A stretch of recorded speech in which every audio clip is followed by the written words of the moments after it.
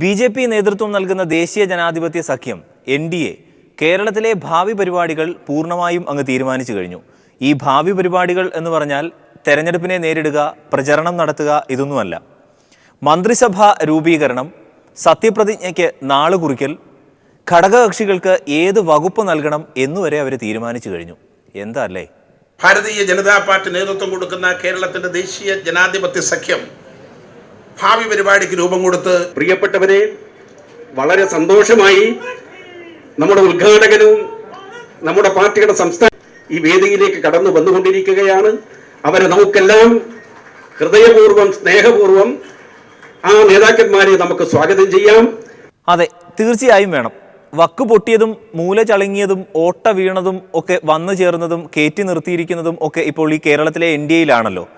ഈ നേതാക്കന്മാരെ പ്രത്യേകം ശ്രദ്ധിക്കണം.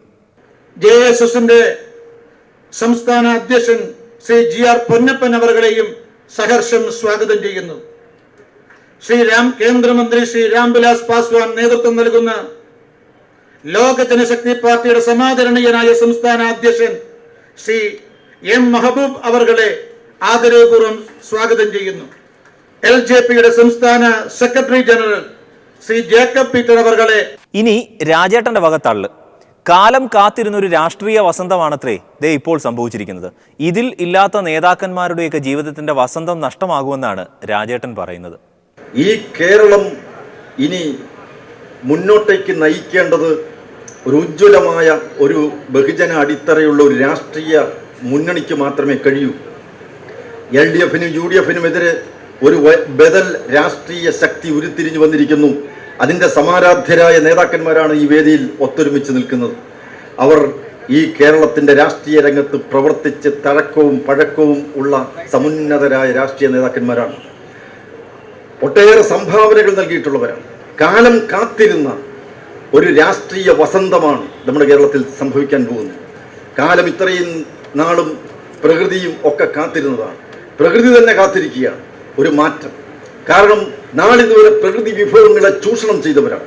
ഇവിടെ മണ്ണും വെള്ളവും എല്ലാ പ്രകൃതി വിഭവങ്ങളെയും ചൂഷണം ചെയ്ത് കുടിക്കാൻ വെള്ളമില്ലാത്ത, കഴിക്കാൻ ആഹാരമില്ലാത്ത, കയറിക്കിടക്കാൻ ഇടമില്ലാത്ത, ഭൂമിയില്ലാത്ത എത്രയോ പാവങ്ങളെ ഈ തെരുവീഥികളിലേക്ക് തള്ളി വലിച്ചെറിഞ്ഞ് അത് ഈ സാമൂഹ്യ ജീവിതത്തിൽ നിന്നും മുഖ്യധാരയിൽ നിന്നിന്റെ പിന്നാമ്പുറങ്ങളിലേക്ക് വലിച്ചെറിഞ്ഞ ഒരു രാഷ്ട്രീയ പ്രവർത്തന സംവിധാനം നാളിതുവരെ ഉണ്ടായിരുന്നു. അതിൽ നിന്നും വ്യത്യസ്തമായി നവകേരള ഒരു സൃഷ്ടിക്ക് വേണ്ടി ഈ കേരളത്തിലെ ജനങ്ങൾ കാതോർക്കുകയാണ്. മെയ് 16-ാം തീയതിയിലെ തെരഞ്ഞെടുപ്പിന് ശേഷം 19-ാം തീയതി ആ റിസൾട്ട് പ്രഖ്യാപിക്കുന്ന സന്ദർഭത്തിൽ കേരളത്തിന്റെ ഭരണസിരാ കേന്ദ്രത്തിലേക്ക് കടന്നു കയറി കേരളത്തിന്റെ ഭരണചക്രം തിരിക്കാൻ പോകുന്ന ഉജ്ജ്വലരായ സാരഥികളാണ് നിങ്ങൾ നമ്മുടെ ഇന്നത്തെ ഈ വേദിയിൽ ഉപവിഷ്ടരായിരിക്കുന്നത്. അങ്ങനെ ആരെങ്കിലും ചിന്തിച്ചാൽ അതിൽ തെറ്റു പറയാനാകില്ല. അടുത്ത ടീം ഇലക്ഷൻ കഴിയുമ്പോൾ ഇതേ സ്ഥലത്ത് നമ്മുടെ MLA-മാരുമായി വന്നുകൊണ്ട് ഈ രാജ്യം ഭരിക്കുന്ന തരത്തിലേക്ക് ഒറ്റക്കെട്ടായി ഇവിടുന്ന് നമ്മൾ ഒരുമിച്ച് ഇവിടുത്തെ സെക്രട്ടേറിയറ്റിലേക്കും അത് നിയമസഭാ മന്ദിരത്തിലേക്കും പോകണം എന്ന് മാത്രം അഭ്യർത്ഥിച്ചുകൊണ്ട്, നാണം, മാനം, ഉളുപ്പ് എന്നീ വികാരങ്ങൾ വേണ്ടുവോളം ഉള്ളവനും ഈശ്വരവിശ്വാസിയും ദൈവഭയവും ഉള്ള ഈ ചെറുപ്പക്കാരനൊക്കെ ഉള്ളതുകൊണ്ട് കാര്യങ്ങൾ വലിയ കുഴപ്പമില്ലാതെ പോകുന്നു.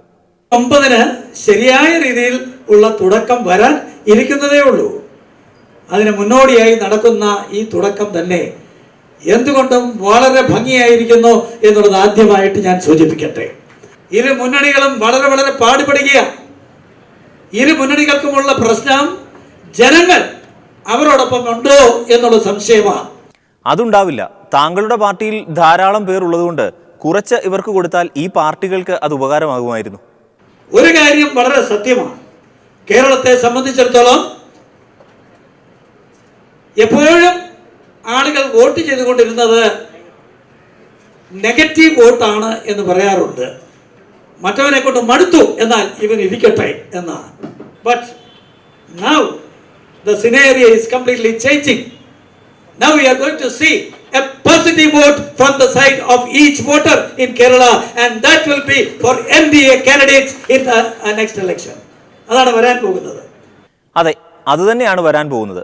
അതുവരെ ഒരുമിച്ച് ഒരിടത്ത് കുത്തിയിരുന്ന് പരസ്പരം വിശ്വസിപ്പിച്ചും പ്രതീക്ഷ പകർന്നും കാലക്ഷേപം നടത്താം. ലോകായുക്ത, ജൻ ലോക്പാൽ എന്നൊക്കെ കേട്ടാൽ ഈ ആം ആദ്മിക്കാർ വെറുതെ ഇരിക്കുമോ?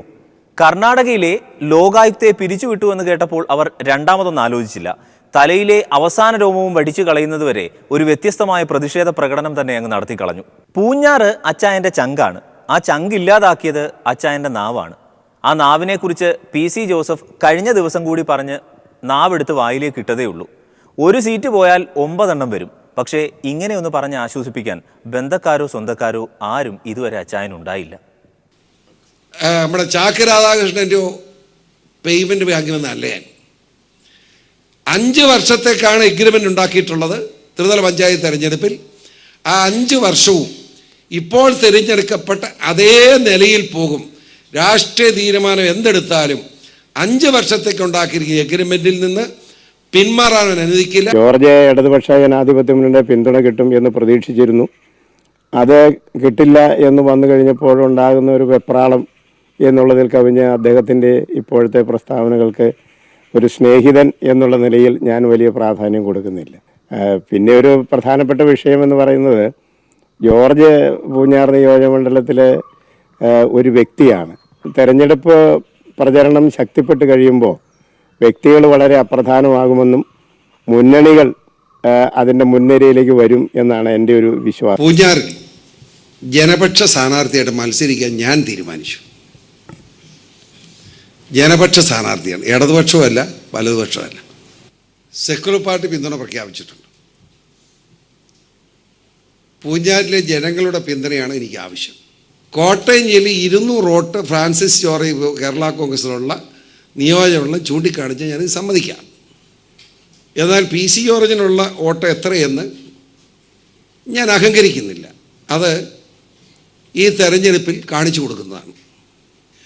പേയ്മെൻറ്റ് സീറ്റല്ല, ഇടതുപക്ഷ മുന്നണിയിൽ ഉണ്ടായിരിക്കുന്നത് പേയ്മെൻറ്റ് ഡിസിഷനാണ്.